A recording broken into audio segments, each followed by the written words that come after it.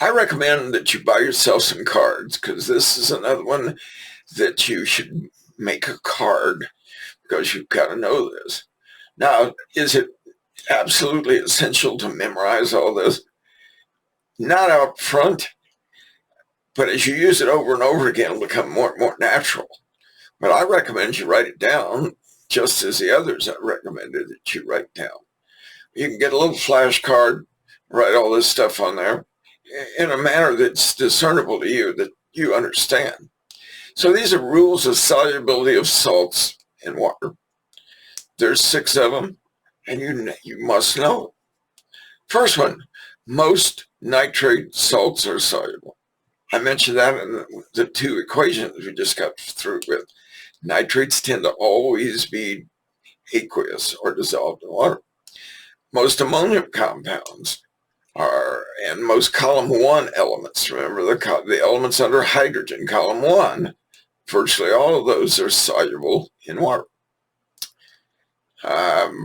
Most chlorine, bromine, and iodine salts are soluble in water, surprisingly enough.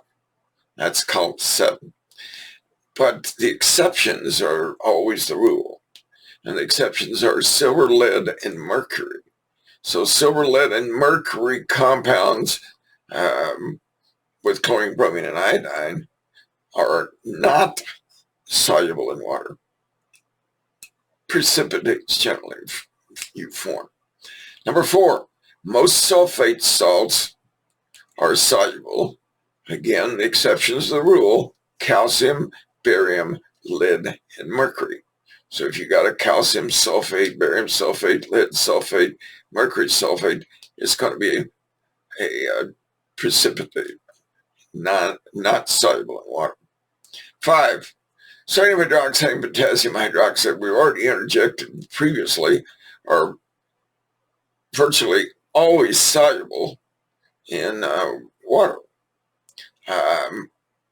And the rest of the column 1 elements are a little bit soluble. We call it marginally soluble in water. Not all the time. And the last one, most sulfides, S2-, carbonates, CO3, 2-, and chromates and phosphates, chromates, of course, 2-, and phosphates, 3-, are at most slightly soluble. Most of the time, they will produce precipitate. So keep those in mind.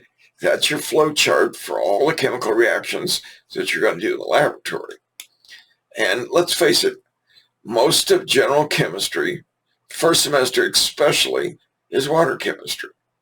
So you're going to deal with water solutions. You're going to pour chemicals together and get pretty solids: pink solids, blue solids, red solids, white solids. And finding out their masses enables you to do chemical problems. And we'll go in the next set into chemical problems.